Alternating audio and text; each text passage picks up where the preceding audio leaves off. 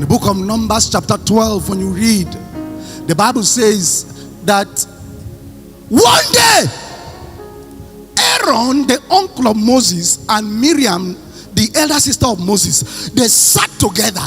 They were discussing about Moses. Moses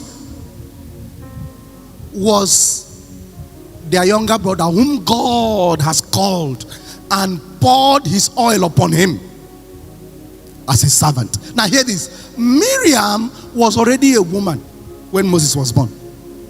She brought the idea of the basket. Now hear this. When they were discussing about Moses, now the discussion wasn't a bad one. They were only discussing out of concern about their younger brother. They say, what is wrong with this? Is it because he's the one God called? Is it because he's the one God is talking to? How come he does no longer pay attention to us, his uncle and elder sister? What was the contention? They said he left all the ladies, the maidens in Israel, and married an African lady from Ethiopia. And they were angry. They were discussing, is there no other maiden that is qualified in Israel for our brother to marry? Why will he leave all these ones to go and marry? The Bible said Moses was not there.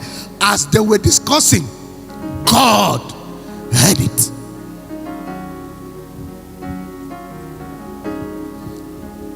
While they were discussing, God heard, and God kept quiet until Moses returned. The moment Moses came back, God came down in a thick cloud, stood in front of the tent. He called Aaron out, he called Miriam out, and he said, stand here. If there have ever been anyone I chose as a prophet, I speak to such in readings, in dreams, in vision, in revelation.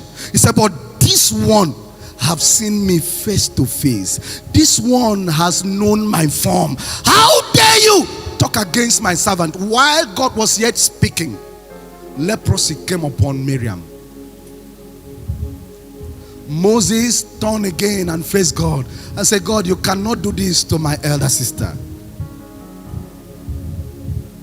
When the Bible is telling you that he was the meekest on earth, Moses, in the book of Exodus chapter 33, the Bible said that Moses entered the presence of God and spent 40 days and nights.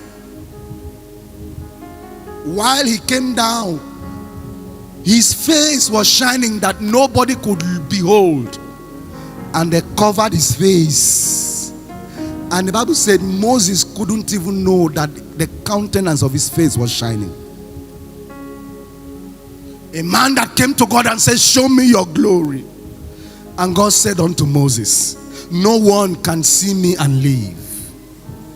But because you have made the demand, I will show you my back. But before I do, I will put you in a cleft of the rock. The word cleft means tomb. So God said, I will keep you where you will temporarily die to be able to see me. A man of such caliber could not know that the countenance of his face was shining. But there are people who God have shown a little light, and they have become kings and queens above order. How can I assess that which God through Christ has paid for me? By living a life of humility.